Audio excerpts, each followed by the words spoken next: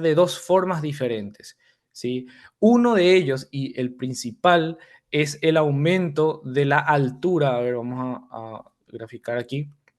El aumento de la altura del pulmón, ¿sí? Gracias al movimiento del músculo diafragma, básicamente. Entonces, movimiento hacia abajo o hacia arriba del diafragma. El diafragma es el principal músculo de la respiración, que es este músculo que estaría aquí. Tiene forma de un paracaídas, forma de cúpula, cóncava hacia abajo.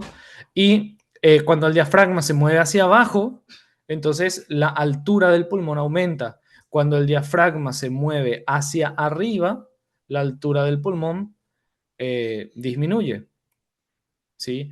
Entonces, ese cambio en la altura es una de las principales formas mediante la cual los pulmones pueden mover el aire. Y la otra forma es mediante la expansión anteroposterior eh, del diámetro anteroposterior de los pulmones. Y esto se logra con el movimiento de la caja torácica, específicamente de las costillas. Cuando la costilla se mueve hacia arriba, acuérdense que las costillas tienen una orientación, a ver más o menos, para que recuerden un poco de anatomía, tiene una orientación oblicua de atrás hacia adelante y de arriba hacia abajo, más o menos así. ¿Sí? Las costillas no son completamente horizontales, sino que quedan oblicuas en esta forma, más o menos. Entonces, cuando las costillas se mueven hacia arriba, lo que ocurre es que la pared torácica se mueve hacia adelante, la pared anterior del tórax, a causa de esta disposición de las costillas, se mueve hacia adelante y el diámetro anteroposterior de los pulmones aumenta. Bien, y al revés, cuando las costillas se mueven hacia abajo, el tórax, la pared anterior del tórax se mueve hacia atrás y entonces el diámetro anteroposterior de los pulmones disminuye para la expiración. Bien.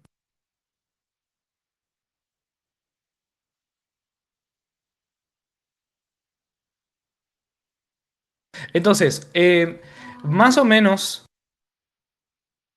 Más o menos el 20% de toda la expansión corresponde al diámetro anteroposterior y el 80% restante corresponde al movimiento del diafragma. Por eso decimos que el diafragma es el principal músculo de la respiración, ¿sí?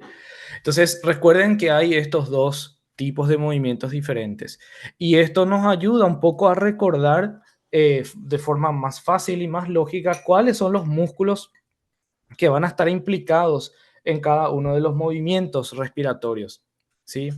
Entonces, los músculos de la inspiración son aquellos que permiten aumentar o expandir más los pulmones para que entre aire a los pulmones.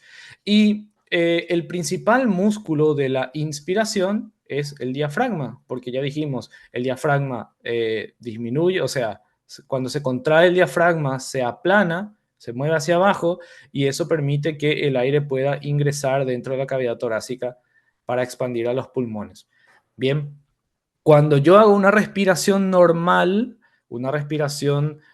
que no esté agitada, que no sea forzada, generalmente el diafragma es el músculo que está trabajando.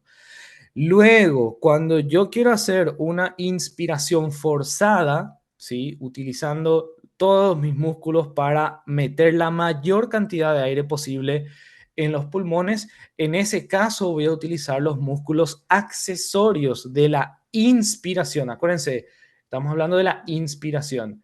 Bien, para la inspiración forzada, entonces lo que yo tengo que hacer es expandir el tórax hacia adelante. O sea, lo que tengo que hacer es levantar las costillas. Tengo que elevar las costillas para que el tórax se mueva hacia adelante.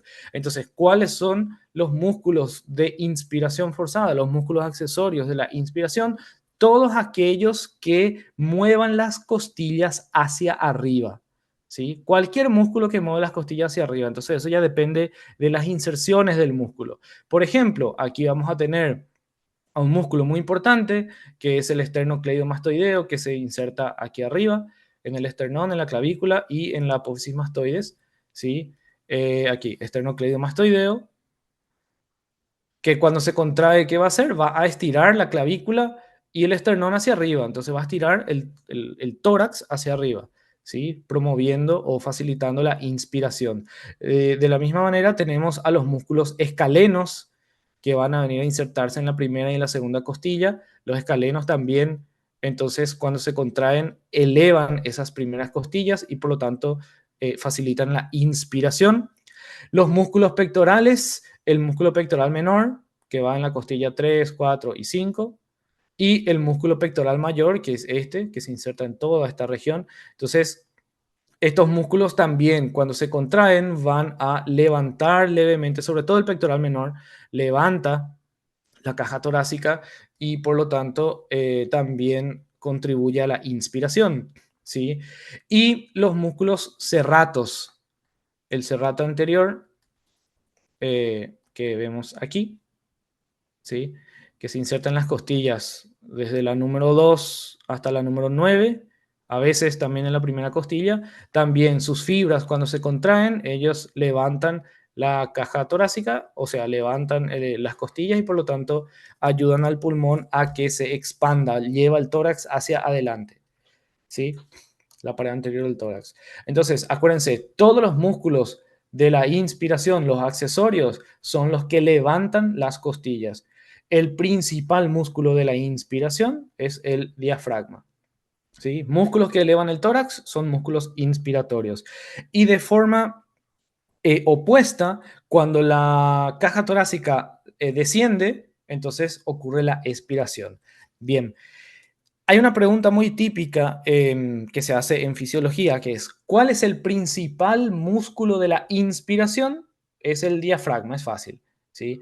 La otra pregunta es, ¿cuál es el principal músculo de la expiración? Y la respuesta es que la expiración normal no utiliza ningún solo músculo, ¿sí? Cuando yo estoy respirando normalmente, sin forzar y sin eh, eh, expirar de forma exagerada, en una respiración normal, el aire que está dentro de los pulmones al final de la inspiración va a ser expulsado normalmente hacia el exterior gracias a las fuerzas elásticas propias de los pulmones y de la pared torácica, ¿sí? Entonces, el retroceso elástico de los pulmones y la pared torácica por sí mismo tiene toda la fuerza necesaria para expulsar todo el aire durante una expiración normal, ¿sí? Es como inflar un globo. Ustedes inflan el globo y utilizan su fuerza para inflar y luego si sueltan de forma pasiva por la propia elasticidad del globo, el globo va a expulsar todo el aire, ¿sí? Si es que no está atado. Ahora, cuando yo quiero hacer una expiración forzada, ¿sí? Una vez que ya expiré todo normalmente y quiero seguir sacar todo el aire posible de los pulmones, ahí sí van a entrar en juego los músculos accesorios de la expiración, ¿sí? ¿Cuáles son? Todos los que mueven el tórax hacia abajo, ¿sí? Son expiratorios. Entonces, entre ellos, principalmente tenemos al músculo recto del abdomen, los músculos rectos que se insertaban aquí en las costillas en los cartílagos costales número 5, número 6 y número 7, ¿sí? Número 5, 6 y 7. Entonces, cuando ellos se contraen, van a estirar las costillas hacia abajo, descienden la caja torácica y por lo tanto ayudan a la expiración forzada. Bien, entonces los músculos abdominales y entre ellos específicamente los rectos del abdomen son los principales músculos de la expiración. Los intercostales, me olvidé de mencionar aquí que el músculo intercostal externo también participa en la inspiración, ¿sí? Los intercostales externos, de hecho, que son los más importantes porque elevan. Los intercostales internos e íntimos, que son estos de aquí, bueno, aquí no está dibujado, porque el intercostal interno tiene que llegar hasta aquí, el, hasta el esternón, ¿sí? El músculo intercostal interno y el músculo intercostal íntimo, que no llega hasta adelante, que está más para adentro, ellos son músculos de la expiración a causa de la dirección de sus fibras, pero son músculos accesorios, ¿sí? Los músculos intercostales internos e íntimos. El principal, el más importante, de la expiración forzada es el músculo recto del abdomen. De la inspiración forzada, el más importante, vamos a marcar aquí, es el intercostal externo, ¿sí? Entonces, esto es lo que quiero que recuerden. En cuanto a los músculos principales, en la expiración no se utiliza ningún músculo en la expiración normal, solamente en la expiración forzada. En la inspiración normal sí que se utiliza al diafragma. Bien, ok. Ahora, entonces, aquí a modo de resumen, en la inspiración normal se utiliza el diafragma. El diafragma, ¿qué es lo que hace? Se contrae y desciende aumentando el diámetro, perdón, la altura de los pulmones. ¿Sí? En la inspiración forzada, lo que hacemos es levantar las costillas, haciendo que la pared anterior del tórax se mueva hacia adelante, aumentando el diámetro antero-posterior. ¿Sí? Aquí actuarían en los músculos escalenos, esternocleidomastoideo, en los intercostales externos, el músculo serrato anterior y los pectorales. Eso es inspiración. Para la expiración hacemos lo contrario, ¿sí? La expiración normal es a causa del diafragma que se relaja y por simple presión de la cavidad abdominal y por simple elasticidad del pulmón y del tórax, el diafragma asciende y el aire va a ser expulsado, ¿sí? Como ven aquí. Ahora, si quiero hacer una expiración forzada, principalmente actúa el músculo recto del abdomen junto con los otros músculos abdominales y los intercostales interno e íntimo. Ellos lo que van a hacer es descender la pared torácica para que los pulmones queden más apretados, digamos, contra la pared posterior. ¿Sí? Ok, entonces eso en cuanto a los músculos que permiten la respiración. Ahora, un tema muy, muy importante de este capítulo es el tema de las presiones que van a impulsar la respiración, ¿sí? Y para entender esto, hay que recordar un principio físico muy importante que rige para todos los gases, incluyendo el aire, y es que los gases normalmente se van a mover desde un lugar. A ver, les voy a dibujar aquí. Un gas se va a mover siempre desde un lugar donde hay más presión, ¿sí? Hacia un lugar donde hay menos presión. Imagínense que aquí yo tengo más presión de este gas y aquí tengo menos presión. Bien, no sé qué dice ahí, presión. Entonces, el gas siempre se va a mover desde una zona de mayor presión hacia una zona de menor presión. Eso se cumple siempre, siempre, siempre y tienen que recordar esto. Y básicamente este principio es lo que explica en qué dirección se va a mover el aire. Si el aire se va a mover desde la atmósfera hacia adentro de los pulmones o desde los pulmones hacia afuera, hacia la atmósfera. ¿Sí? ¿Depende de qué? Depende de las presiones. Donde haya más presión, el aire va a escapar y va a irse hacia la zona donde haya menos presión, siempre. ¿Ok? Siempre en esa dirección. Entonces, teniendo en cuenta eso, dentro del sistema respiratorio tenemos que estudiar las principales presiones que son importantes. ¿Sí? La primera de ellas es la presión atmosférica. Bien, la presión atmosférica, bueno, esta no forma parte del sistema respiratorio, es simplemente la presión que yo voy a tener en la atmósfera dentro o sea, a nivel del mar, digamos. La presión atmosférica, ¿qué es? Para que nos entendamos todos. A ver, voy a graficar aquí. Imagínense que esto es una montaña, así, y aquí está el mar, ¿sí? Y esto es una playa. Ahí, esto es una montaña. Bien, entonces imagínense que yo tengo dos personas para que entiendan. Tengo una persona que está aquí en la playa, a la altura del mar, y tengo una persona que está escalando aquí esta montaña, ¿sí? Está escalando la montaña.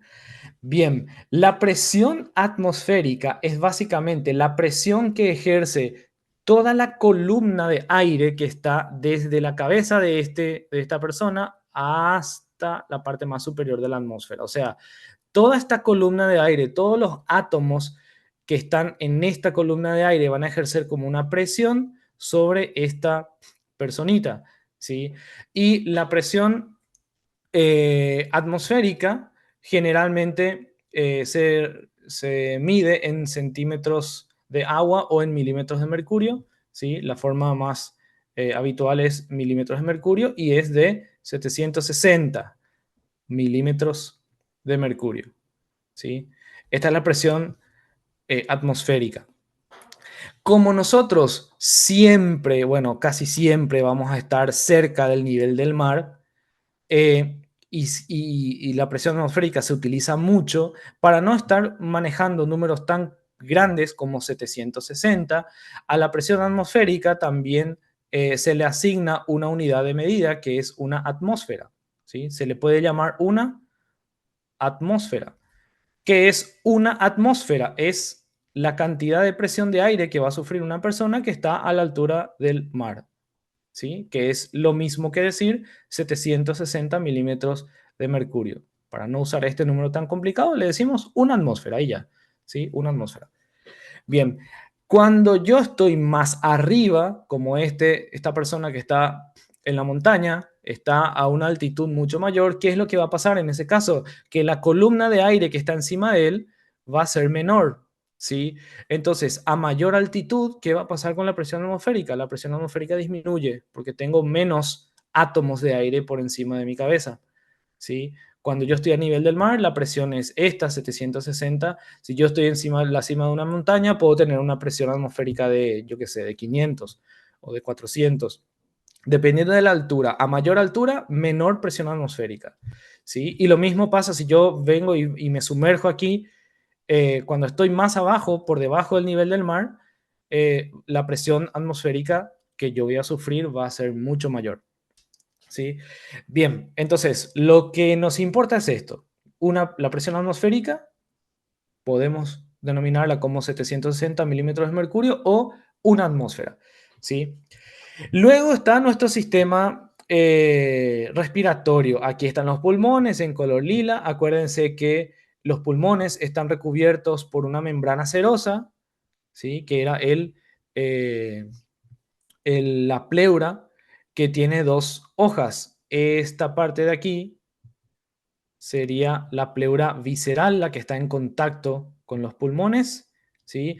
Luego la pleura se refleja y cubre también a las paredes del tórax, formando lo que sería la pleura parietal, más o menos así. Bien. Entonces, es importante recordar que entre la pleura visceral y la pleura parietal, entre los dos, hay un espacio virtual que aquí voy a pintar de color verde, ¿sí? Donde tenemos el líquido pleural que sirve como un lubricante para lubricar y evitar dañar los pulmones con el movimiento, ¿sí? Para que se deslice fácilmente.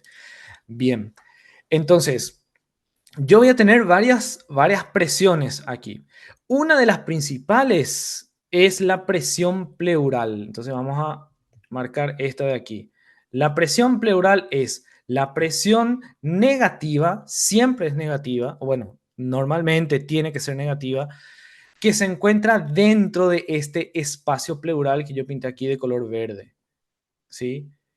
Esa presión dentro del espacio pleural siempre es negativa y eso es lo que permite que los pulmones queden pegados a la pared torácica y mediante eso ellos puedan estar expandidos, porque el pulmón es un órgano muy frágil Y yo no sé si ustedes recuerdan en las prácticas de anatomía, cuando el pulmón está fuera del cuerpo, fuera del tórax, si yo dejo un pulmón fresco sobre la mesa, el pulmón se va a achatar y se va a aplastar completamente, no se va a expandir, ¿sí? Dentro del cuerpo pasa lo mismo, el pulmón queda expandido por causa de esta presión negativa, que lo que hace es pegar la pared del pulmón, o sea, la pleura visceral, a la pared torácica, que es donde está la pleura parietal, ¿sí? Y la presión negativa es de aproximadamente negativo 5 centímetros de agua, ¿sí? O lo que es lo mismo sería, a ver, presión pleural, aquí, menos 4 milímetros de mercurio, ¿sí? Entonces, aquí viene otro concepto importante que a veces confunde. Si yo mido en términos absolutos, eh, la presión pleural, me va a dar este valor. La presión pleural mide 756 milímetros de mercurio, ¿sí? Ese es el valor de la presión pleural. Y la atmósfera, la presión atmosférica era 760 milímetros de mercurio, ¿sí? Entonces, lo que nosotros hacemos cuando estudiamos la fisiología del sistema respiratorio, para no estar lidiando con estos números tan incómodos, ¿sí? Tan grandes, lo que hacemos es eh, comparar, digamos, la diferencia que hay entre las presiones del pulmón con la presión atmosférica, ¿sí? Entonces, para efectos de la fisiología, una presión atmosférica o 760 milímetros de mercurio va a ser igual a cero, ¿sí? Nosotros vamos a comparar, la presión atmosférica es nuestra base, nuestro punto de referencia, cero, ¿sí? Eh, Comparado con la presión atmosférica, la presión de la pleura es 4 milímetros de mercurio menos, ¿sí? Porque la presión atmosférica era 760, la presión pleural es 756, la diferencia entre ellos dos es 4. Entonces, para no estar diciendo 756 milímetros de mercurio, nosotros decimos simplemente que la presión pleural es de negativo 4 milímetros de mercurio. ¿Qué significa eso? Es 4 milímetros de mercurio menos comparado con la presión atmosférica. Siempre nuestro punto de referencia es la presión atmosférica, ¿sí? Entonces, por eso nosotros decimos que la presión aquí es negativa. La presión es negativa en relación o en comparación a la presión atmosférica. La presión absoluta no es negativa, la presión absoluta es positivo 756, pero comparado a la presión atmosférica es 4 milímetros de mercurio menos. Y este es el número que nos importa, ¿sí? 4 milímetros de mercurio menos. Entonces voy a borrar esto y voy a resaltar el que nos importa, este. La presión pleural es menos 4 milímetros de mercurio, o si yo quiero medir en centímetros de agua, es menos 5, ¿sí? Las dos formas son correctas. Bien, esa es la primera presión que nos interesa. Luego, la segunda presión es la presión que voy a tener dentro de los alveolos, ¿sí? La presión de aire que hay dentro del alveolo. Dentro del alveolo, dentro del alveolo, la presión normalmente cuando el pulmón no está trabajando, la presión va a ser igual a la presión atmosférica, ¿sí? Entonces, la presión alveolar, vamos a colorear, la presión alveolar, ¿sí? Dentro del alveolo, va a ser igual a la presión atmosférica, va a ser 760 milímetros de mercurio, ¿sí? Como no hay ninguna diferencia entre estos dos, 760 menos 760 es igual a cero, nosotros decimos que la presión alveolar es de cero. 0 milímetros de mercurio de diferencia comparado con la presión atmosférica, o sea, es igual, ¿sí? Entonces, la presión de aire dentro de los alveolos pulmonares siempre es igual a la presión atmosférica, siempre y cuando los pulmones estén relajados, digamos, no estén haciendo ningún tipo de movimiento. Durante los movimientos de la respiración, esta presión alveolar va a ir cambiando. Cambia durante el ciclo respiratorio, ¿sí? Es cero normalmente, pero cuando yo voy a inspirar se vuelve negativo y cuando voy a expirar se vuelve positivo. Vamos a ver enseguida eso. Pero normalmente dentro del alveolo, ¿sí? Voy a pintar aquí, toda la presión de aire que hay, que está dentro de los alveolos, es de cero comparado con la presión atmosférica. O sea, es igual a la presión atmosférica. ¿Sí? Y luego tenemos más presiones, pero una de ellas que es importante es la presión transpulmonar. ¿Sí? La presión transpulmonar es básicamente la presión que atraviesa a los pulmones y eso se calcula mediante la diferencia entre la presión alveolar y la presión pleural, entre estas dos que vimos. ¿Sí? Entonces, la presión transpulmonar va a haber la diferencia entre esta presión y esta presión, la presión alveolar y la presión pleural. ¿Sí? La presión alveolar, ¿cuánto era? Era cero. Y la presión pleural era de -4. ¿Sí? Entonces, al hacer esta diferencia, me va a dar un resultado de 4 milímetros de mercurio positivo comparado con la atmósfera. ¿Sí? Sería algo así, fíjense, es la presión alveolar es cero y le voy a restar la presión pleural, ¿sí? La presión pleural es -4. Entonces, al hacer esto, estos signos se convierten en positivo y queda positivo 4 milímetros de mercurio. Bien, entonces es importante tener en cuenta esta presión. Transpulmonar es la presión que hay atravesando los pulmones, ¿sí? Transpulmonar y siempre va a ser una presión positiva normalmente, positivo 4 milímetros de mercurio, ¿sí? O en centímetros de agua es +5. Esta es básicamente la fuerza que mantiene los pulmones siempre inflados y es la fuerza que determina el tamaño de los pulmones, ¿sí? Entonces, lo que les había mencionado son tres presiones que tienen que conocer: la presión de la pleura, ¿sí? La presión de los alvéolos y la diferencia de los dos, que es la presión transpulmonar. Recuerden los valores, que los valores son importantes. Y recuerden lo que habíamos dicho antes. El aire siempre fluye desde las áreas de mayor presión hacia las áreas de menor presión. Desde donde hay más presión hacia donde hay menos presión. ¿Sí? Si ustedes entienden estas tres presiones y recuerdan esta ley, entonces es muy fácil entender cómo funciona, básicamente cómo se mueve el aire dentro de los pulmones, ¿sí? Entonces les muestro esta gráfica que se encuentra en el libro de Guyton para entender un poco qué es lo que pasa con las presiones y con el movimiento del aire durante el ciclo respiratorio. Entonces, durante la inspiración, volvemos aquí. Durante la inspiración, ¿qué va a pasar? El diafragma se va a contraer, el diafragma desciende, ¿sí? Y aumenta el diámetro anteroposterior, aumenta la altura de los pulmones, aumenta la altura de los pulmones. Cuando el diafragma desciende, ¿sí? Va a estirar esto, va a estirar la pleura parietal que está aquí abajo, va a estirar hacia abajo, ¿sí?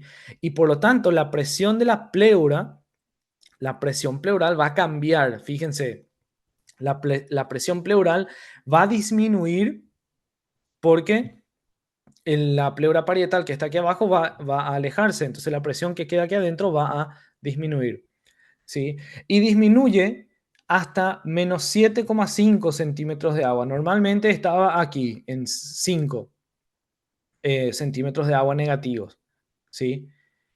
En la inspiración, ¿qué es lo que pasa? El diafragma desciende, estira la pleura parietal hacia abajo y la presión que hay aquí dentro del espacio pleural, entonces fíjense, comienza a disminuir, disminuye hasta que al final de la inspiración alcanza más o menos, -7,5 centímetros de agua. ¿sí? Después, en la expiración va a pasar lo contrario. El diafragma se relaja, esto sube hacia arriba y la presión vuelve a hacerse más positiva, vuelve a aumentar hasta llegar a su valor normal, que era más o menos 5 centímetros de agua, ¿sí? Y después se vuelve a repetir ese ciclo. Entonces, inspiración disminuye la presión pleural, expiración aumenta la presión pleural, inspiración, expiración, y así va disminuyendo y aumentando de forma rítmica, ¿sí? Eso es lo que pasa con la presión de la pleura. Bien, con respecto a la presión de los alveolos, ¿qué es lo que va a pasar? Como esta presión disminuye, la presión eh, pleural disminuye, lo que va a hacer es estirar a los pulmones cerca del diafragma para tratar de compensar, ¿sí? Y por lo tanto, la presión alveolar, el pulmón se va a expandir y la presión alveolar también va a disminuir, ¿sí? Entonces aquí vemos la presión alveolar, vamos a pintar de rojo.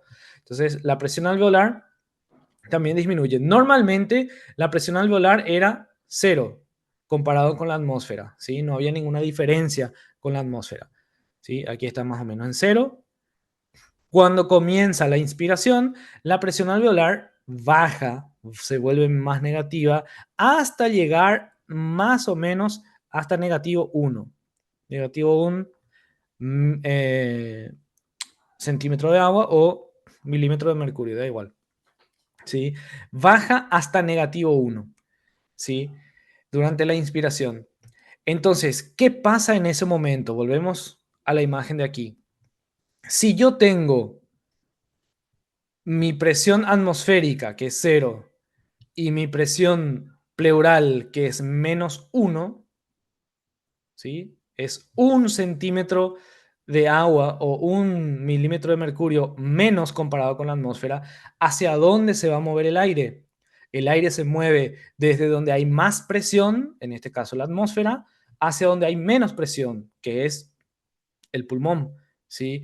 Entonces el aire va a buscar una forma de entrar hasta esta región donde hay menos presión, ¿sí? Normalmente eso es a través de las vías respiratorias, entrar por la boca o la nariz, luego la faringe, ¿sí? Luego la tráquea, luego va a los bronquios y los bronquiolos y así hasta llegar a los alveolos. Entonces el aire se va a mover en esta dirección, desde la atmósfera hacia el interior del alveolo. ¿Por qué se mueve en esa dirección? Por esta regla que dijimos de la diferencia de presión. El aire siempre se mueve desde donde hay más presión hacia donde hay menos presión, ¿sí? Entonces, en la inspiración disminuye la presión alveolar hasta menos 1. Fíjense que es una diferencia muy pequeña, de una sola unidad. Pero esa diferencia es suficiente. El aire se va a seguir moviendo dentro de los pulmones. El pulmón se expande, se llena de aire. ¿Hasta cuándo se mueve el aire? Hasta que estas dos presiones vuelvan a ser iguales. Cuando los dos son iguales, el aire deja de moverse, ¿sí? Cuando haya una diferencia, el aire siempre se va a mover desde donde hay más presión hacia donde hay menos presión. Bien, luego, ¿qué va a pasar en la expiración? Fíjense, esto disminuyó, ¿sí? Hasta aquí. Luego, en la expiración, el diafragma se relaja, los pulmones, por su propia elasticidad y la caja torácica, vuelve a contraerse, ¿sí? Esta es la expiración. Entonces lo que va a pasar es que va a aumentar, el diafragma sube hacia arriba y hace que aumente la presión dentro de la caja torácica. ¿Qué va a hacer eso con nuestra presión alveolar? Va a hacer que la presión alveolar aumente, no solamente llegue a cero, sino que aumente hasta más 1. Positivo 1 centímetro de mercurio, perdón, centímetro de agua o milímetro de mercurio, da igual. Aumenta una unidad más en comparación con la atmósfera, ¿sí? Durante la expiración. Entonces, ¿qué va a pasar con el aire? De vuelta, la atmósfera era cero, ¿sí? la presión alveolar aumenta hasta más uno. El aire siempre, siempre se va a mover desde donde hay más presión hacia donde hay menos presión. Entonces, en este caso, el aire tiene tendencia a moverse desde los alveolos, siguiendo todo el árbol bronquial, ¿sí? Todas las vías respiratorias, se mueve hacia el exterior, hacia la atmósfera. ¿Por qué? Porque la presión dentro del alveolo es mayor que la atmósfera. Es solamente una unidad mayor, pero eso es suficiente para expulsar el aire. El aire se va a seguir moviendo en esta dirección. ¿Hasta cuándo? Hasta que las dos presiones queden iguales. ¿Sí? Entonces, eso es lo que pasa aquí. La presión alveolar, ¿sí? En la expiración comienza a aumentar, aumentar, aumentar, aumenta hasta más o menos positivo 1. ¿Sí? Hasta más 1 centímetro de agua. Bien. Y eso es lo que permite la salida de aire de los pulmones. Básicamente, este ciclo se vuelve a repetir muchas veces. Aquí, al final de la expiración, la presión vuelve a cero, vuelve a estabilizarse, y al inicio de la inspiración vuelve a descender hasta menos 1, luego más 1, menos 1, más 1. ¿Sí? Siempre va a ir alternándose entre esos dos valores. Cuando la presión del alveolo está en menos 1, el aire va a entrar a los pulmones. Es la inspiración. ¿Sí? Cuando la presión está en más 1, el aire va a salir de los pulmones hacia la atmósfera. Es la expiración. Y así se va repitiendo este ciclo. ¿Y qué es esa presión transpulmonar? Dijimos que es la diferencia entre estas dos presiones, entre la presión de la pleura, ¿sí? Presión pleural, y la presión del alveolo. Es la diferencia entre los dos. En este gráfico, la presión transpulmonar es simplemente esta área que queda entre estas dos líneas, ¿sí? Estaría graficado de esta manera. Todo esto es la presión transpulmonar. Esta es la presión que mantiene expandidos los pulmones y que permite que ellos queden inflados, ¿sí? Bien, entonces el aire se mueve hacia adentro y hacia afuera de los pulmones simplemente por una diferencia de presiones. Acuérdense, siempre el aire se mueve desde donde hay más presión hacia donde hay menos presión. Y hay otra regla importante que me olvidé de mencionarles, ¿sí? El aire se va a mover. A ver, imagínense esto. Imagínense que, a ver, ¿cómo puedo graficar esto? Así. Imagínense que este es un sistema, así, más o menos, y que hay dos caminos por los cuales el aire se puede mover. Un camino es pequeño, así, un tubito pequeño, como este, y el otro camino es un poco mayor, un poco muy mayor, así. Bien. Entonces, el aire, ya sabemos, siempre se va a mover desde donde hay más presión hacia donde hay menos presión, siempre en esta dirección, ¿sí? Pero ¿por dónde se va a mover el aire? Siempre por el camino que tenga menos resistencia, por el camino que sea más fácil. Entonces, si tengo estas dos alternativas, el aire siempre va a entrar por aquí y se va a mover hacia la zona de menor presión, pero siguiendo el camino de menor resistencia, el que ofrezca menor resistencia. En este caso, el camino de mayor diámetro, ¿sí? Cuando yo tengo un sistema respiratorio normal, fisiológico, el camino de menor resistencia es siguiendo todas las vías eh, respiratorias, ¿sí? Por eso es importante saber esto. Y esto se usa, esto que le estoy explicando, se usa más adelante para entender una patología muy, muy, muy grave que es las lesiones de la pared torácica, ¿sí? La integridad de la pared torácica y específicamente de la pleura es muy importante para que los pulmones se puedan expandir y puedan llenarse de aire, ¿sí? Y eso se explica por la mecánica ventilatoria. Entonces, imagínense que yo tengo una persona que sufrió una herida con arma de fuego o arma blanca, lo que sea. Aquí en este caso es un cuchillo que perforó la pleura, ¿sí? Perforó la pared del tórax y fíjense aquí, esta era la pleura parietal, así, bien, y quedó perforada. Aquí quedó un orificio grande. Bueno, no hace falta, ni hace falta que sea tan grande, ¿sí? Y aquí está el orificio, imagínense, este es el orificio de la vía respiratoria. Bien, cuando yo tengo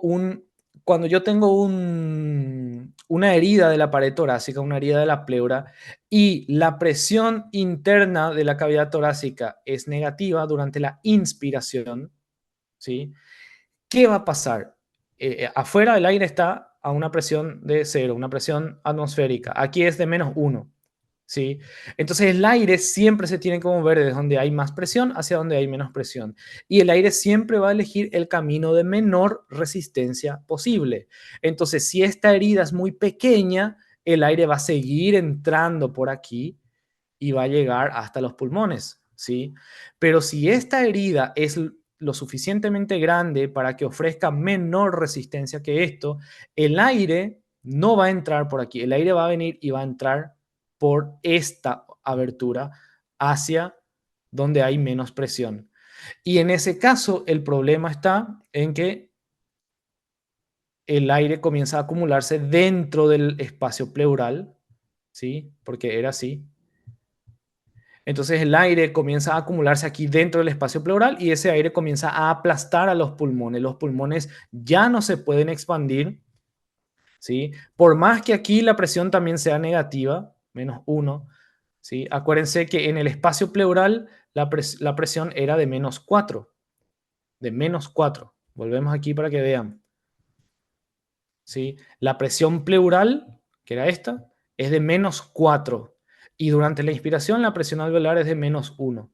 Entonces, el aire va a tener dos alternativas. Se puede mover desde la atmósfera hacia esta zona que tiene una presión negativa de -1 o puede entrar por aquí hacia donde hay -4. Como en este caso la diferencia es mayor, el aire tiene tendencia a entrar por aquí. Y esto es lo que se llama, lo que va a causar un pulmón colapsado. Esto se llama neumotórax, ¿sí? Neumotórax. Y es una emergencia médica que puede llevar rápidamente a la muerte del paciente.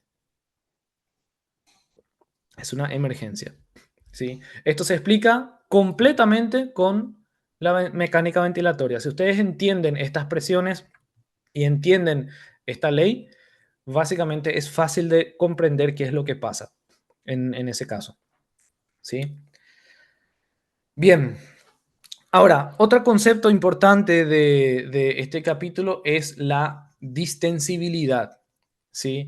La distensibilidad pulmonar es básicamente qué cantidad de volumen se puede expandir el pulmón cada vez que aumenta la presión transpulmonar en una unidad, ¿sí? Entonces, la presión transpulmonar era de más o menos +4 en milímetros de mercurio o a ver, aquí, ¿dónde está? Aquí.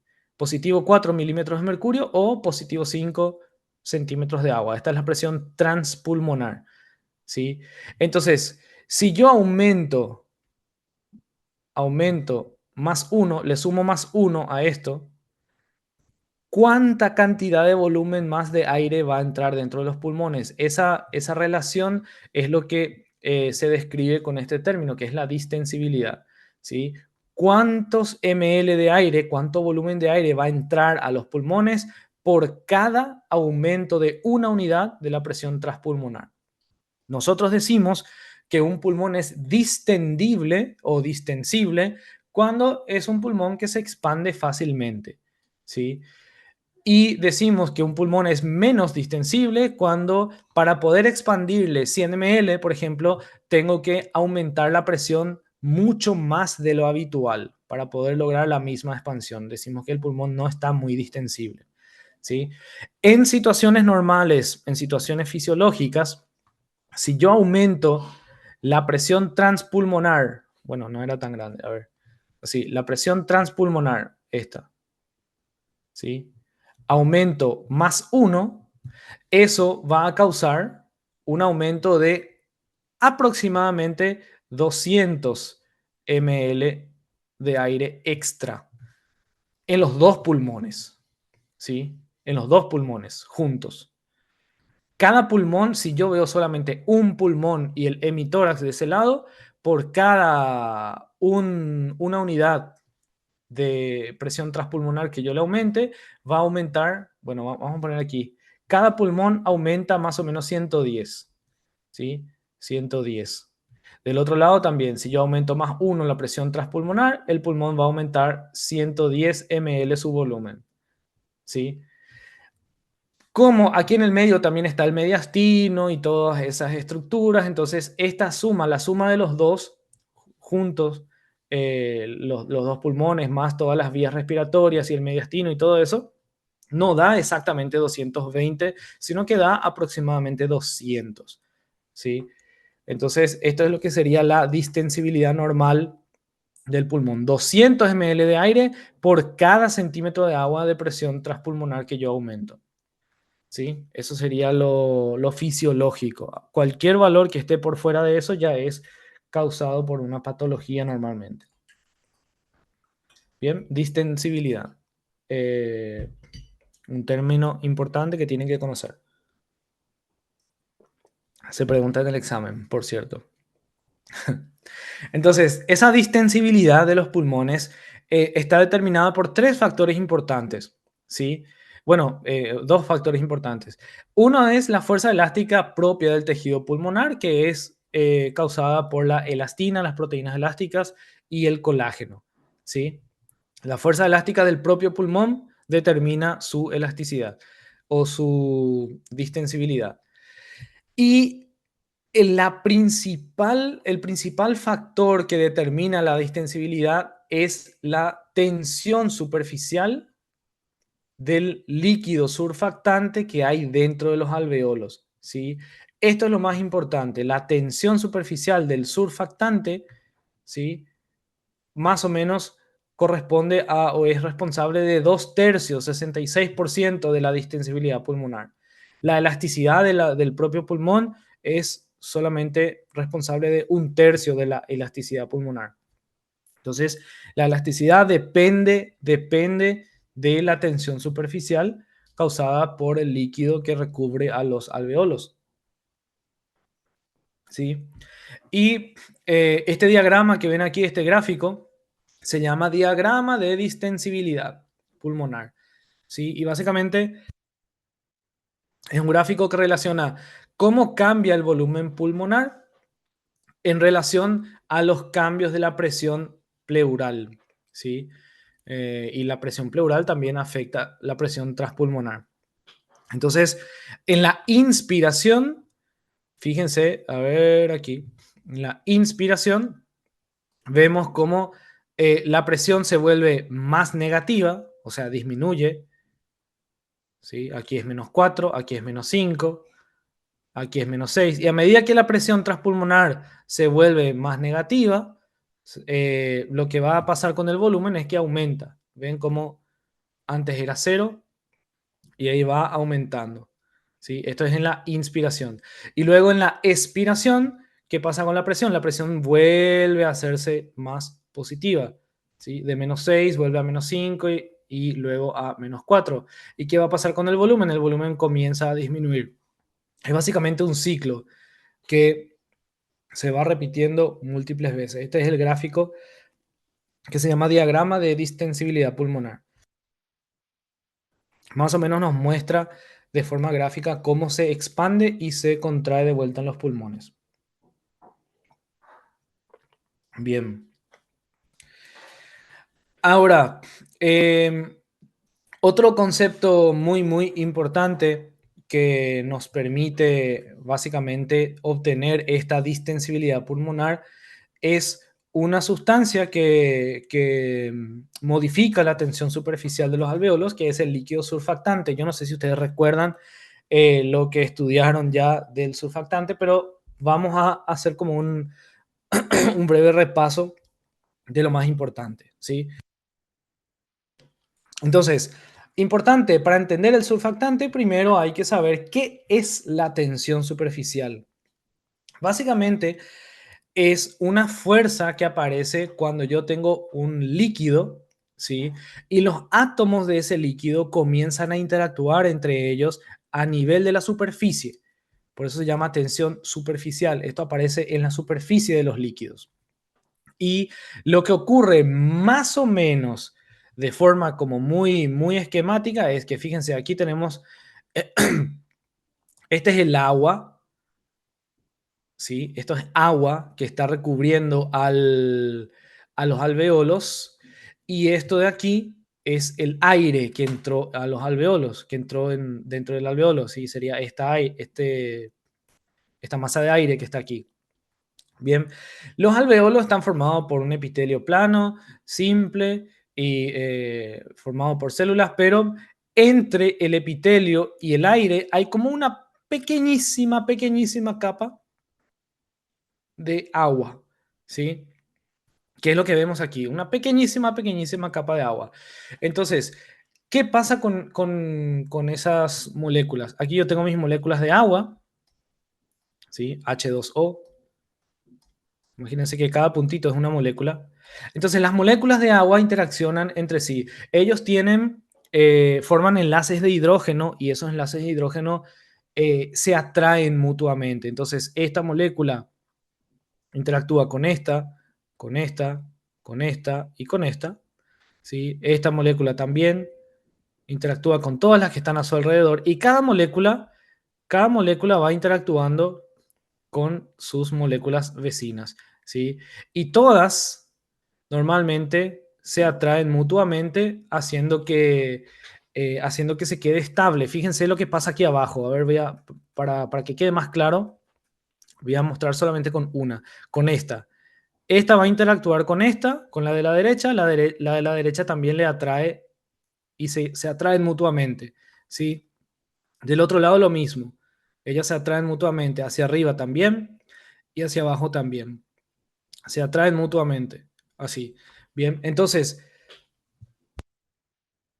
esta molécula de agua de aquí, la del medio, podemos cambiar de color para resaltar, esta de ahí, eh, está siendo atraída de los cuatro lados, bueno, de los seis lados, porque es tridimensional, de todas partes, y queda más o menos estable. Pero fíjense lo que pasa con estas moléculas que están en la superficie. Estas moléculas que están en la superficie se atraen mutuamente hacia los costados, hacia la derecha, hacia la izquierda y también hacia abajo, ¿sí? Pero acá arriba ya no hay moléculas de agua, ¿sí? Entonces, no hay nada que estire esto hacia arriba, ¿sí? Aquí arriba no hay nada. Entonces, estas atracciones laterales de estas moléculas de la superficie comienzan a ser más fuertes y lo que hace es que esta superficie, en vez de quedar así, comience a curvarse, ¿sí? Comienza a curvarse. ¿Por qué? Porque tiene mucha atracción entre las moléculas, pero no hay nadie de arriba que interactúe con ellos, ¿sí? Por eso vemos aquí que esto tiene esta forma curva. Esa es la tensión superficial normal del agua. Ahora, hay una sustancia que es producida por las células de los pulmones, por los neumocitos tipo 2, que se llama surfactante, sustancia surfactante, ¿sí? El surfactante es una mezcla de fosfolípidos, proteínas e iones, ¿sí? Que es anfipático básicamente. Es como, bueno, está formado por fosfolípidos, es anfipático. Tiene una cabeza hidrofílica y una cola hidrofóbica, más o menos así, ¿sí?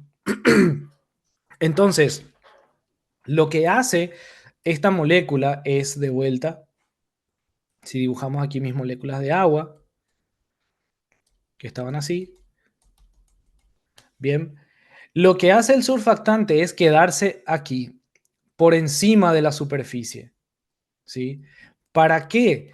para interactuar con estas moléculas que estaban justo en la superficie. Estas moléculas eran las que causaban problemas, las moléculas de agua que estaban en la superficie, ¿sí? En este caso, ellas no tienen nadie con quien interactuar ahí arriba en la superficie y por eso se curvan. Y cuando está el surfactante, la molécula de agua interactúa con el surfactante, ¿sí? Entonces la superficie perdón, la superficie del agua no se curva como en este caso, sino que la superficie del agua se mantiene más estable, disminuyendo la tensión superficial, ¿sí? Disminuye. Básicamente la tensión superficial lo que hace es como estirar los bordes de la superficie entre sí, ¿sí? Eso es lo que hace la tensión superficial. Y el surfactante lo que hace es disminuir significativamente la tensión superficial. Esto es muy importante en los pulmones. ¿Por qué? Porque los alveolos son muy pequeños. Imagínense este alveolo. Si no tiene tensión superficial, o mejor dicho, si no tiene surfactante, la tensión superficial va a estirar este alveolo hacia el centro, así, hasta que los alveolos se colapsen. Básicamente es como que estira esto, se curva y eventualmente el alveolo se va a colapsar y por lo tanto no vamos a poder respirar, no vamos a poder llenar ese alveolo de aire, ¿sí? El surfactante es un líquido, o bueno, es una sustancia espesa que se secreta y queda aquí recubriendo. Es como una capa que queda entre el aire y el agua. Aquí la capa de agua queda más profunda y sirve para que esa tensión superficial del agua no colapse a los alveolos, ¿sí? Lo más importante que tienen que saber es esto.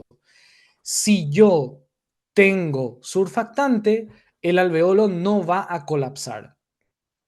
Si yo tengo déficit de surfactante, si no hay surfactante, el alveolo va a colapsar a causa de esta tensión superficial que se genera por esa pequeña cantidad de agua que hay ahí. El alveolo colapsa y el paciente ya no puede respirar. Hay enfermedades que causan eso, ¿sí? Entonces el surfactante es importante porque disminuye significativamente la tensión superficial y por lo tanto evita su colapso durante la expiración. Yo voy a expirar, voy a sacar todo el aire del alveolo y ese alveolo no va a colapsar gracias al agente surfactante. Cuando un paciente tiene déficit de surfactante, cuando no hay suficiente surfactante, para que sus alveolos no colapsen y el paciente, para que no muera, yo tengo que darle un sustituto. eh, Tengo que meter aquí una sustancia surfactante artificial, digamos, para que los alveolos no colapsen, ¿sí? ¿Quién fabrica el surfactante? El surfactante es fabricado por los neumocitos tipo 2, por las células epiteliales alveolares de tipo 2, ¿sí? Que eran estas células como más grandecitas, ¿no? Que no son planas, son como cuboides. Ellas son las que van a fabricar el surfactante y va a recubrir todo esto. ¿Sí? El surfactante está formado por tres componentes principales: fosfolípidos de membrana. Entre el fosfolípido más importante es la dipalmitoil fosfatidilcolina, esta. ¿Sí? Luego está la proteína, las apoproteínas y los iones, principalmente el calcio. ¿Sí? Entonces tengo tres componentes de los surfactantes. A ver, les marco aquí. Fosfolípidos. ¿Cuál es el fosfolípido? Es la dipalmitoil fosfatidilcolina, ¿sí? Luego tenemos las proteínas, que son apoproteínas específicamente, y luego tenemos el ion, que es el ion calcio, ¿sí? ¿Para qué sirve esto? Para disminuir la tensión superficial y hacer que el alveolo no colapse. Básicamente esas son las preguntas que pueden caer. Bien. Y con respecto a la mecánica ventilatoria, entonces ya sabemos cómo funciona, ya sabemos los principios físicos que mueven el aire y ya sabemos por qué los alveolos no colapsan, ¿sí? Gracias al efecto del surfactante. Ahora, cuando yo tengo un paciente que tiene problemas respiratorios, a mí me interesa saber cómo está funcionando todo el sistema respiratorio en general, la mecánica ventilatoria. Y para eso voy a medir los volúmenes de aire que el pulmón puede movilizar, ¿sí? Que es lo que se llaman volúmenes pulmonares. Bueno, hay aquí, esto también a veces, la primera vez que estudiamos parece muy complicado, pero no es tan difícil, ¿sí? Quiero que entiendan eh, dos cosas. Los volúmenes, los volúmenes son básicamente la cantidad de aire que voy a movilizar en los distintos tiempos de la respiración, en la inspiración, en la expiración, etcétera. Esos son los volúmenes. Luego tenemos otro concepto que son las capacidades pulmonares. ¿Qué son las capacidades? Simplemente son combinaciones de volúmenes, ¿sí? Yo agarro un volumen, agarro otro y combino y tengo una capacidad. Entonces, las capacidades pulmonares son combinaciones de volúmenes. Volúmenes pulmonares son la cantidad de aire que yo puedo movilizar, ¿sí? Entonces, este gráfico es muy ilustrativo, por eso me gusta mucho y siempre les pongo en las clases. Es así. Imagínense que estoy respirando de forma normal. De forma normal quiere decir que no estoy agitado, no estoy haciendo ninguna respiración forzada, es simplemente la respiración normal de toda la vida, ¿sí? Estoy respirando así. Inspiro, aumenta la cantidad de aire que entra a los pulmones y luego expiro y sale el aire de los pulmones. Entonces, normalmente cuando yo estoy tranquilo y estoy respirando, hago inspiro, expiro, ¿sí? Normalmente. ¿Qué cantidad de aire en total estoy moviendo con cada movimiento respiratorio? Normalmente estoy moviendo aproximadamente medio litro, 500 ml. Eso se llama volumen corriente y se abrevia como VC, volumen corriente. Corriente quiere decir normal, ¿sí? Sin hacer ningún tipo de esfuerzo. El volumen corriente, entonces, es de aproximadamente 500 ml de aire. Es la cantidad de aire que yo inhalo o exhalo en una respiración normal. La palabra clave aquí es normal, ¿sí? Entonces, cuando yo estoy respirando, normalmente estoy moviendo en cada movimiento respiratorio, inhalo medio litro de aire, exhalo medio litro, inhalo medio litro, exhalo medio litro, y así. Bien, ese es el volumen corriente. Corriente quiere decir normal. Bien, estoy respirando. Bien. Ahora, fíjense en esto. Estoy respirando normalmente. Luego hago una inspiración normal. Y ahí, si yo activo mis músculos accesorios de la inspiración, hago y meto todo el aire que puedo dentro de los pulmones. Continúo inspirando hasta que ya no pueda más. Esta cantidad de aire extra que yo metí, esto se llama volumen de reserva inspiratorio. ¿Sí? Volumen de reserva inspiratorio. Quiere decir, yo estoy respirando normalmente medio litro afuera, medio litro adentro, medio litro afuera, luego medio litro adentro. Y si yo quiero inspirar más, tengo una reserva inspiratoria. Activo mis músculos y hago... Y esto puede, pues, normalmente un adulto, hombre sano, normal, puede meter hasta 3 litros, ¿sí? El volumen de reserva inspiratorio es de 3000 ml, o sea, 3 litros de aire extra que puedo meter, ¿sí? Y luego hago la expiración y saco todo de vuelta. Pero básicamente, volumen de reserva inspiratorio es cuánto aire adicional extra de reserva puedo meter, puedo inhalar después de una inspiración normal. Esta era la inspiración normal. Esto es Después, al final de una inspiración normal, ¿sí? Es esto de aquí, básicamente, ¿sí? Y luego tengo lo contrario, el volumen de reserva expiratorio, ¿sí? Entonces, esto extra que yo metí, voy a volver a sacar. Saqué. Voy a sacar mis 500 ml, que es de mi respiración normal, mi volumen corriente. ¿Sí? Y imagínense, para que quede más gráfico, lo voy a mostrar aquí. Esto es volumen corriente.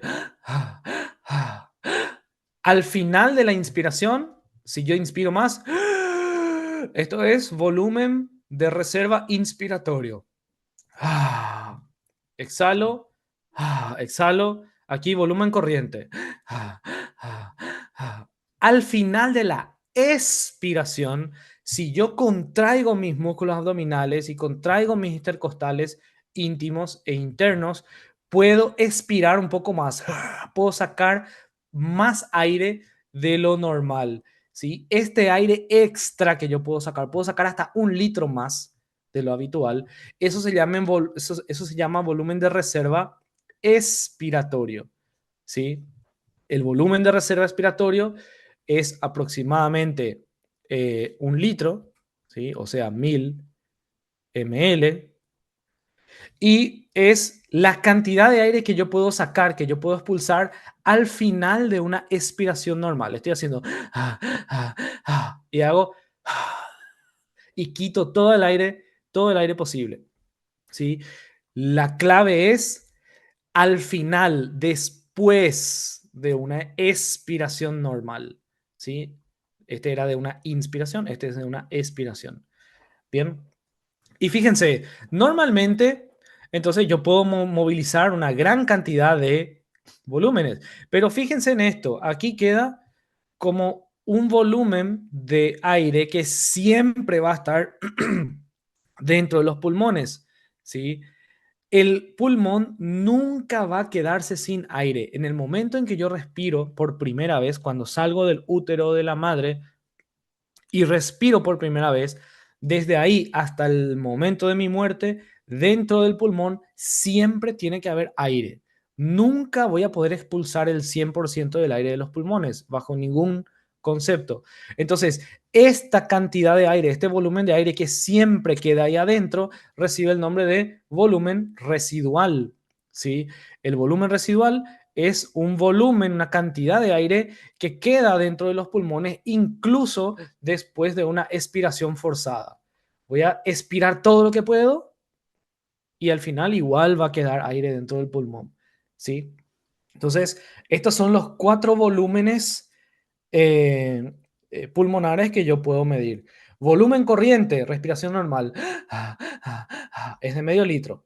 ¿Sí? Medio litro.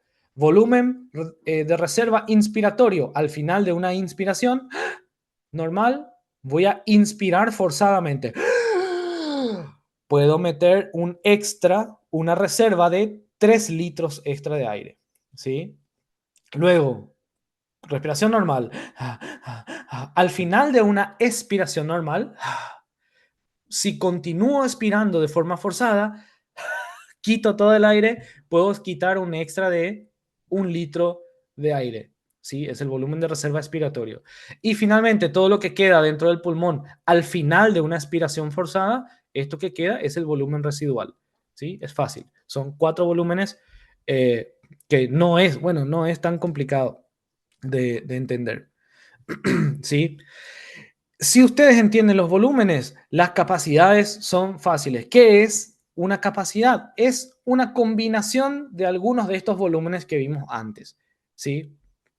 Entonces, fíjense, tengo aquí, tengo aquí mi respiración normal, volumen corriente. Al final de mi inspiración normal, voy a hacer una inspiración forzada. Esto se llama volumen de reserva inspiratorio. ¿Sí? Vuelvo a sacar y vuelvo a lo normal. Al final de una expiración normal, hago una expiración forzada. quito todo el aire, esto se llama volumen de reserva expiratorio. Vuelvo a inhalar y vuelvo a mi respiración normal. Bien. Y luego, imagínense que yo le pido al paciente que haga, o yo voy a hacer una inspiración forzada. Entonces hago volumen corriente, medio litro. Sigo inspirando, volumen de reserva inspiratorio, 3 litros.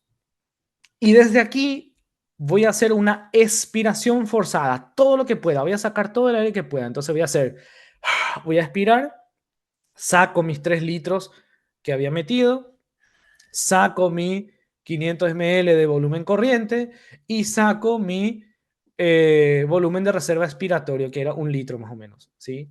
Saco todo, hago una expiración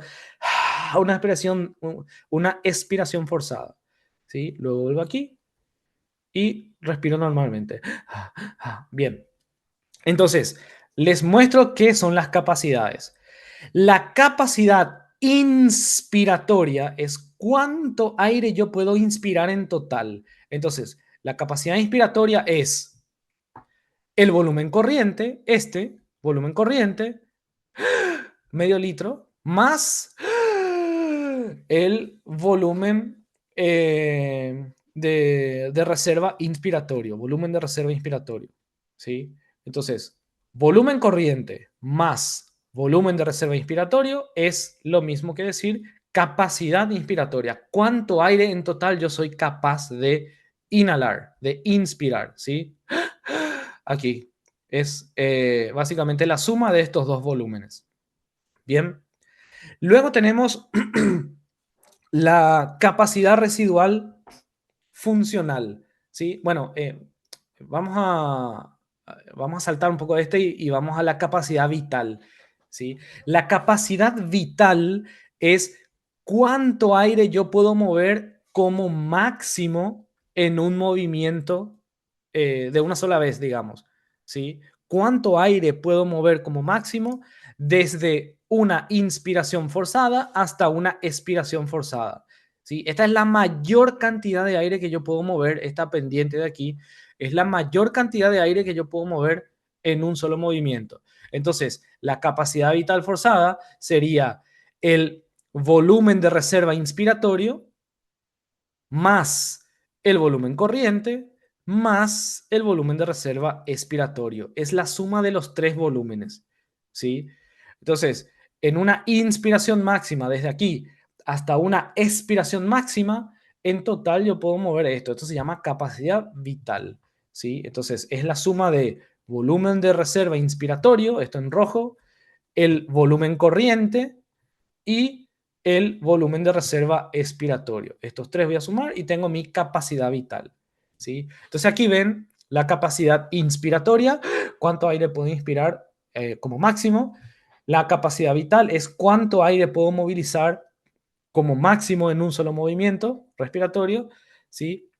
Y luego, acuérdense que aquí abajo había siempre un volumen residual, un volumen que no se mueve.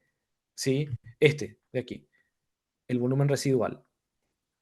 Bien, entonces, con esto yo tengo otras dos capacidades y voy a contar con este. ¿Sí? Existe una que se llama capacidad residual funcional. Capacidad residual funcional. ¿Sí? La capacidad residual funcional es básicamente cuando yo estoy respirando normalmente, ¿sí? Cuando yo estoy respirando, voy a borrar esto para que no sea muy confuso. Cuando yo estoy respirando normalmente, mi volumen corriente es este. Medio litro. ¿Sí? Esta es mi respiración normal. Bien. Entonces, todo lo que queda por debajo, todo esto es lo que normalmente yo tengo como reserva, digamos, capacidad residual funcional. Esto normalmente no se moviliza, este aire, ¿sí? Porque normalmente yo me muevo aquí, ¿sí? Entonces, mi capacidad residual funcional sería lo mismo que mi volumen de reserva expiratorio, volumen de reserva expiratorio, más este volumen residual de aquí, ¿sí? Entonces es el volumen de reserva expiratorio más el volumen residual. Estos dos juntos, volumen residual que aquí pintamos en morado. Estos dos juntos es lo que yo normalmente no estoy utilizando cuando estoy respirando de forma normal, de forma tranquila, ¿sí? Entonces, eso se llama capacidad residual funcional. Y por último, la capacidad pulmonar total es sumar los cuatro volúmenes. El volumen de reserva inspiratorio, el volumen corriente, el volumen de reserva expiratorio y el volumen residual. Yo sumo los cuatro y tengo mi capacidad pulmonar total. ¿Cuánto aire en total puede entrar dentro de los pulmones? ¿Sí? Eh, si yo sumo si yo sumo volumen de reserva inspiratorio, volumen corriente y volumen de reserva expiratorio, estos tres, es lo mismo que capacidad vital, ¿sí? Entonces, aquí voy a la capacidad vital. En la capacidad vital yo ya sumé estos tres. Lo único que le falta sumar es el volumen residual. Entonces, a esto yo le sumo el volumen residual y tengo mi capacidad pulmonar total. Entonces, de vuelta, esto es algo que tienen que revisar varias veces. Cuando ustedes vayan repasando, se van a dar cuenta de que parece muy difícil, pero no es tan complicado como parece la primera vez que vemos. ¿Sí? A medida que repasen, van a darse cuenta que es fácil. Y por último, estos volúmenes, estos valores que yo les mencioné, es como un promedio de un adulto, no, de un adulto sano, adulto joven, masculino, ¿sí?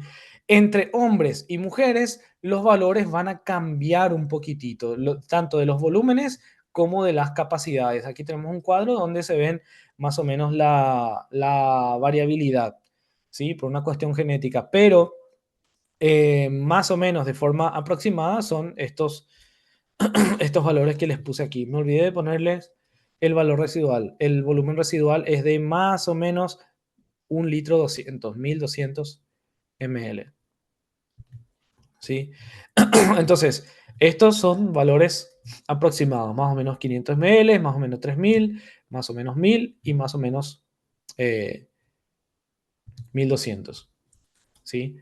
Aquí vemos que para los hombres puede ser un poquito más, en vez de 1000, por ejemplo, 1100, ¿sí? Y para las mujeres puede ser un poquito menos.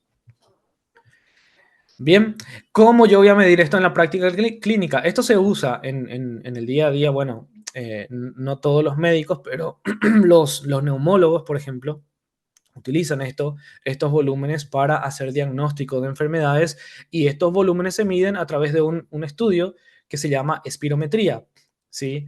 Aquí hay un video donde se muestra cómo se hace esa espirometría a través de un pequeño aparato que va a medir la cantidad de aire que puede expulsar el paciente. Eh, Les voy a pasar este enlace para que ustedes puedan ver en sus casas el video, porque aquí no sé si se ve muy bien. Pero bueno, básicamente es un estudio que sirve para medir estos volúmenes, ¿sí? Sobre todo estos tres primeros. Cuando yo tengo los volúmenes, puedo ir sumando y puedo calcular las capacidades, ¿sí? Bien, a ver, aquí. Entonces, para ir terminando, hay otros conceptos más que es importante mencionar y uno de ellos es el espacio muerto. Espacio muerto, ¿qué significa? Es un espacio que no participa en el intercambio gaseoso. Básicamente es el aire que no participa de la hematosis, donde el oxígeno y el dióxido de carbono no se intercambian, ¿sí? Y hay dos tipos de espacio muerto. Entonces, el espacio muerto puede ser anatómico o puede ser fisiológico. El espacio muerto anatómico corresponde básicamente a todo el aire que queda dentro de las vías aéreas superiores. El aire que queda en la nariz, en la boca, en la faringe, en la laringe, en la tráquea, en los bronquios. ¿Qué es lo que pasa? El epitelio de estas regiones, en los bronquios, en los bronquiolos, el epitelio de estas regiones no permite el intercambio gaseoso, ¿sí? Entonces, todo el aire que queda aquí adentro, en realidad no se puede intercambiar, el oxígeno y el dióxido de carbono no se pueden intercambiar con la sangre. Bien, entonces todo esto básicamente es lo que corresponde el espacio muerto anatómico de todo el aire que entra al sistema respiratorio, más o menos 150 ml es lo que corresponde a las vías aéreas superiores, ¿sí? Este aire, el oxígeno que hay dentro de este aire, no se puede aprovechar. Ustedes saben que la hematosis, el intercambio gaseoso, recién se puede realizar en los bronquiolos respiratorios, ¿sí? En los bronquiolos respiratorios en adelante y hasta los alveolos. Bien, todo lo que venga antes no puede hacer intercambio. Ahora, existe otro concepto que es el espacio muerto fisiológico. El espacio muerto fisiológico incluye a todo el espacio muerto anatómico, pero además se le agrega el aire que llega a los alveolos que no tienen una buena perfusión. Imagínense, por ejemplo, que yo corto o bloqueo la, la arteria que esté irrigando este alveolo, ¿sí? Entonces aquí no va a llegar sangre. Si aquí no llega sangre, ¿qué va a pasar? Obviamente no puede haber intercambio de oxígeno y dióxido de carbono porque la sangre no está llegando, ¿sí? Entonces cuando yo tengo alveolos no perfundidos o alveolos poco perfundidos, ¿sí? Estos alveolos entonces no están haciendo efectivamente hematosis, no están haciendo intercambio. Por más que el aire llega a los alveolos, pero no se puede intercambiar porque el problema está en la sangre, en la perfusión. Normalmente el espacio muerto fisiológico tiene que ser prácticamente igual al anatómico, ¿sí?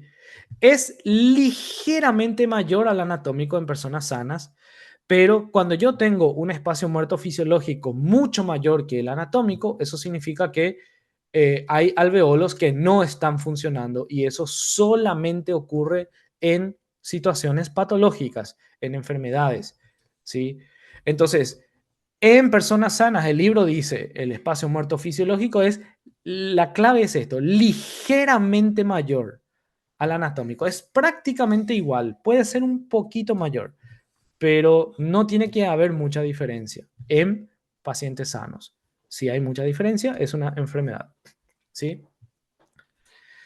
Bien, y básicamente eso en cuanto los puntos más importantes de hoy. Luego, en otras clases vamos a mencionar a mayor profundidad esto que es la ventilación alveolar. La ventilación alveolar es el volumen de aire, la cantidad de aire que llega a los alveolos por cada minuto y es donde en los alveolos es donde ocurre la hematosis, ¿sí? Entonces, este concepto es muy importante. Vamos a profundizar un poco más sobre la hematosis y el intercambio gaseoso en la próxima clase, o creo, no sé si va a ser conmigo o con Edgar o con alguien más, o con la doctora, pero bueno, en la próxima clase van a profundizar sobre este intercambio y cómo funciona y cuáles son los principios, pero es importante que entiendan este concepto.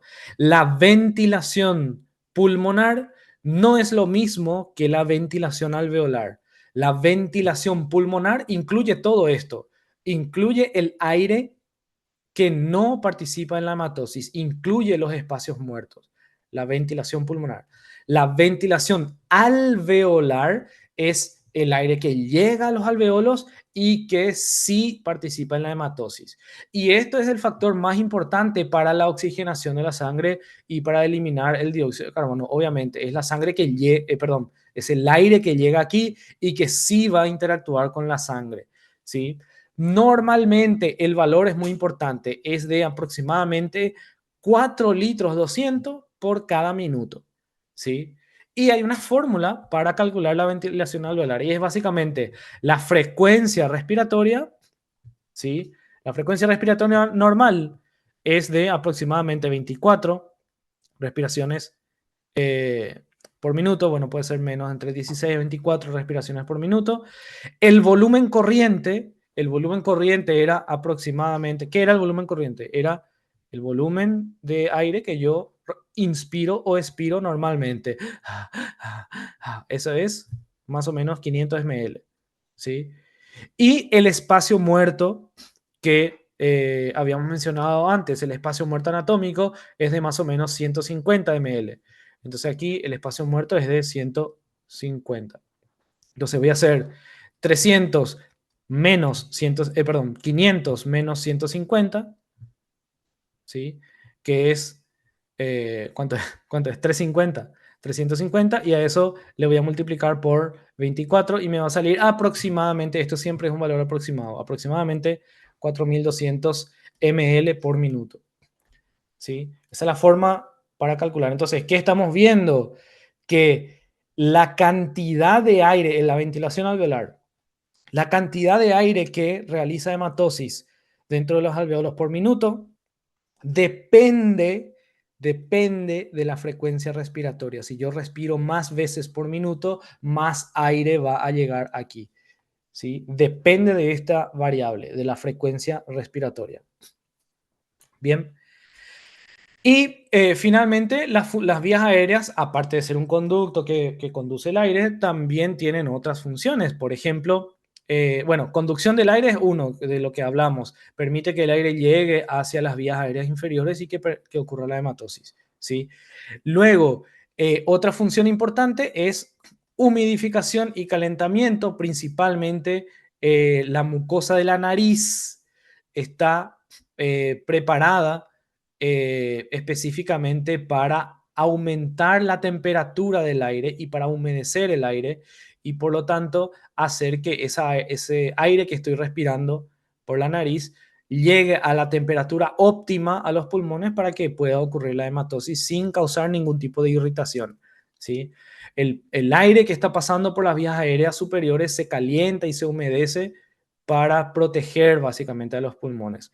Y otra función muy importante, esto también ocurre aquí en los senos paranasales, seno frontal, este es el seno esfenoidal, por ejemplo, el seno maxilar. Ellos también sirven para calentar y humedecer el aire. Y el epitelio olfatorio también tiene pelos y produce moco que sirve o que cumple una función de filtración. Ellos atrapan todas las partículas y microorganismos que están presentes dentro del aire que respiramos para que el aire que llega a los pulmones sea más limpio, que ya esté filtrado. Para eso tenemos el moco, tenemos los cilios, tenemos los pelitos de la nariz, ¿sí? Los vellos de la nariz, entonces sirve para filtración.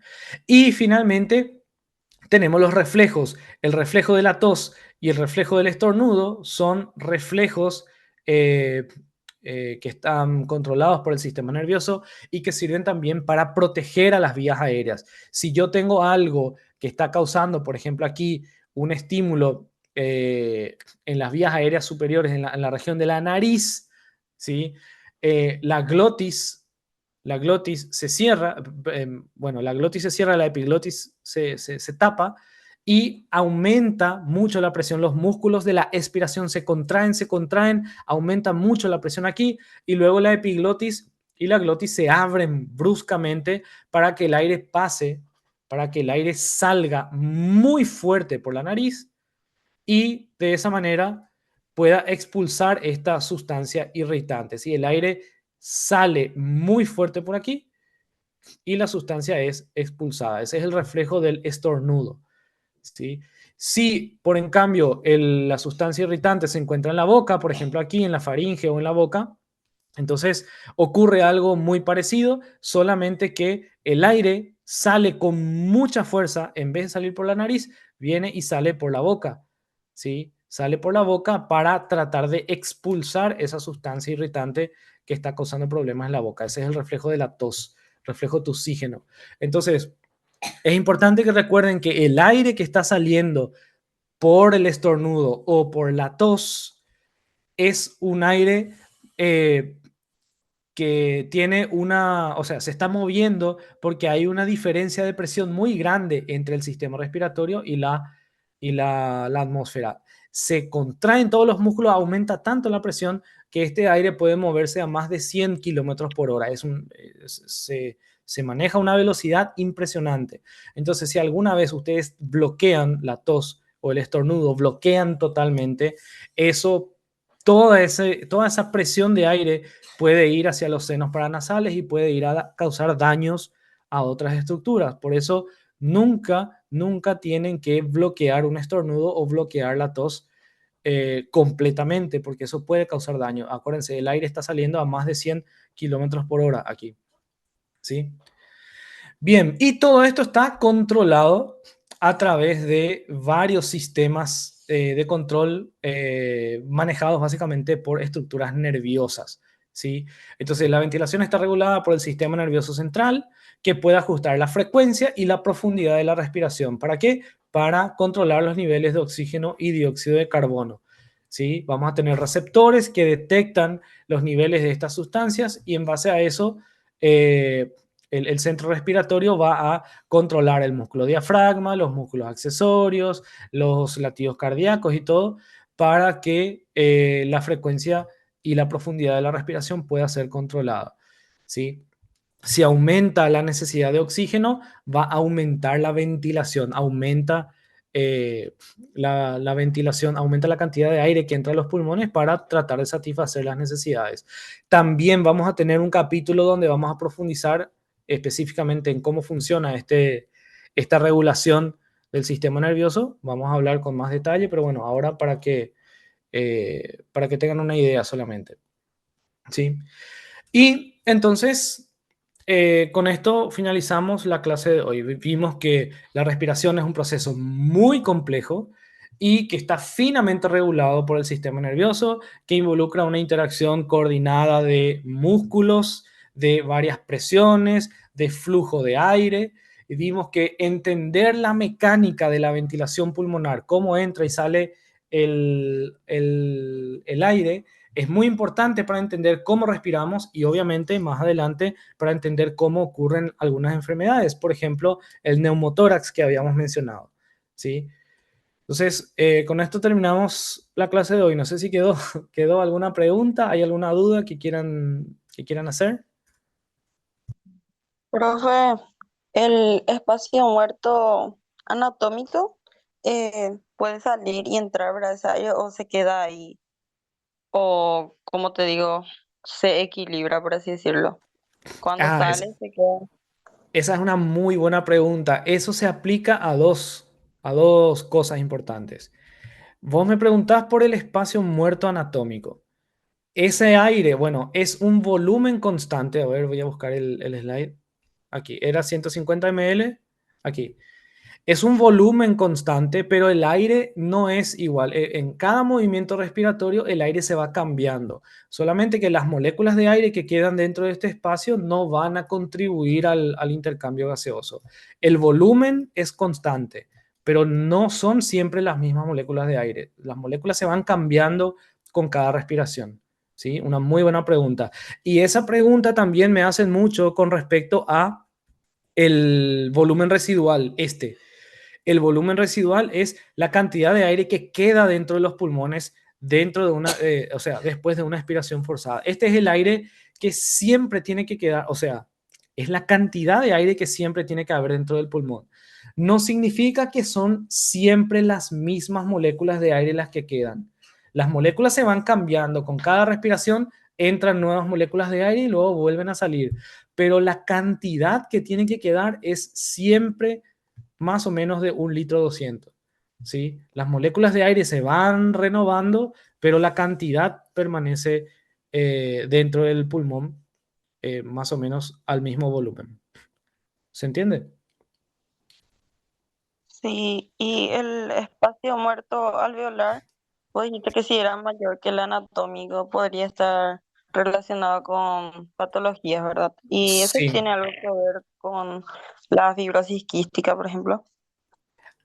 Sí, por ejemplo, en la fibrosis quística, por ejemplo, en la tromboembolia pulmonar, en muchas enfermedades donde por algún motivo no puede, por ejemplo, eh, si yo tengo un paciente con fibrosis quística, aquí yo hablé de los vasos sanguíneos, pero si algo le pasa a estos alveolos, están dañados su pared, está dañada su estructura o no reciben sangre, no importa, no importa el motivo. Si estos alveolos no pueden hacer el intercambio gaseoso, entonces todo el aire que entre ahí no va a participar de la hematosis y va a formar parte del espacio muerto fisiológico, ¿sí? Esto, cuando el espacio muerto fisiológico eh, comienza a ser mucho mayor que el anatómico, eso generalmente implica que hay algo, hay alguna enfermedad que está afectando a los alveolos.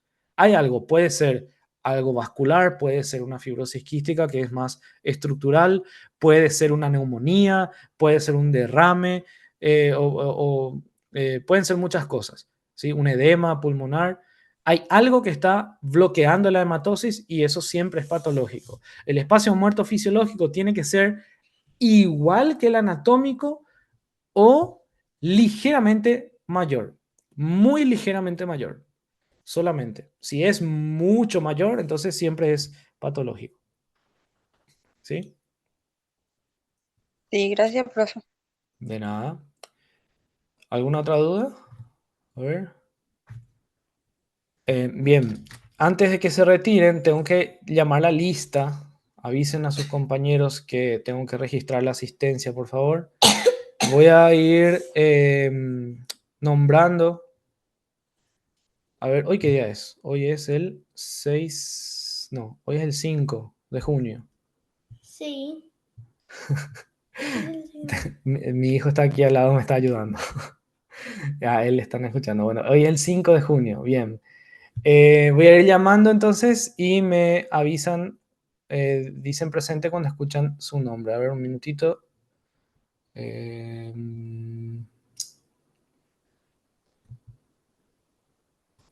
ahí, 5 de junio. Alan Ariel Mercado. Alan Ariel, ¿no está? Alan Presente, Samuel. doctor, presente. Alan Ariel, bien. Alan Samuel Martínez.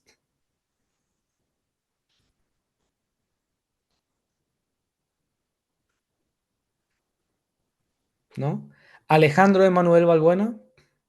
Presente, doctor. Bien. Alejandro Javier Díaz. Alejandro Mauricio Jojot. Presente, doctor. Bien. Ailén Montserrat. Sí, doctor, presenta. Bien. Benjamín de Jesús. Presente, doctor. Brisa Luana Ortega. Brisa Luana no está. Camila Concepción. Presente, profe. Daniela Montserrat Mendoza.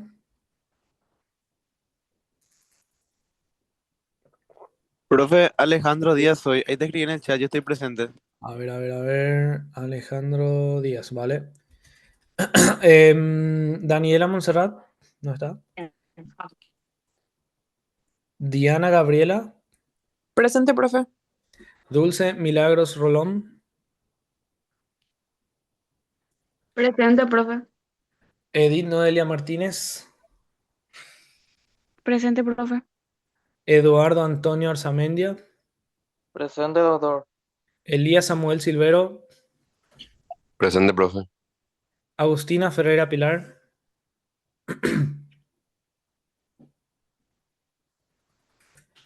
Gabriela Beatriz López.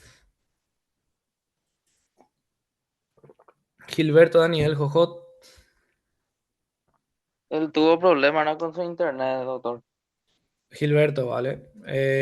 Joana Araceli González. Horacio Joaquín Park. Tampoco. Jazmín Anaí Cardoso. Presente. Bien. Jessica Montserrat Fleitas. Presente, doctor. Camila Magalí Rodas. Presente, doctor. Catrini Ketli da Silva.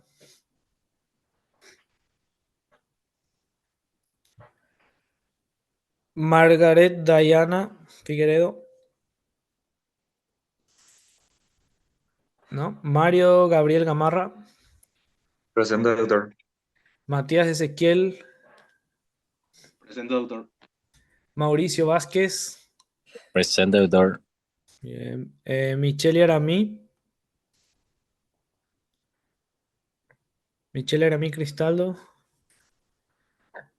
Michelle Ivanina Meyer. Presente, profe. Micheli Cristaldo. Michelle, ok. Michelle Presente, Ivanina. doctor. Michelle. Bien.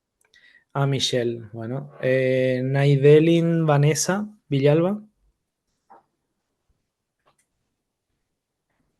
Noelia Montserrat Rivarola. Presente, doctor. Pamela Soledad Ojeda. Presente, doctor. Rita María Catalina. Presente, doctor. Ruth Beatriz Guillem. Presente, doctor. Samantha Analía Peralta. Sara Carmín Jiménez. Presente. Bien. Stephanie Coelher Tesaro. Presente, doctor. Estefanía Montserrat Pereira. Presente, doctor. Tamara Belén Benítez. Presente, doctor. Vanessa Jazmín Vázquez. Presente, doctor. Vanessa de Jesús Villagra. Presente, profe. Víctor Antonio Jeremía. Presente, doctor. William Arturo. William Arturo. Presente, doctor. Muy bien. Solo por acaso voy a volver a llamar a los que no tengo. Alan Samuel Martínez. Presente, doctor. Ah, bien. A ver, ¿quién más? Brisa Luana Ortega. Presente. Daniela. Brisa, muy bien. Daniela Montserrat Mendoza. Presente. Agustina Ferreira Pilar. Presente, doctor. A ver, Gabriela Beatriz López. No está. Joana Araceli González. Horacio Joaquín Park. Ahí yo no te escribo en el chat, profe. Ah, Joana, vale, gracias. A ver. Joana. Catrini Ketli da Silva. Presente, doctor. Si fue mi internet. Bien, bien. Margaret Diana Figueredo.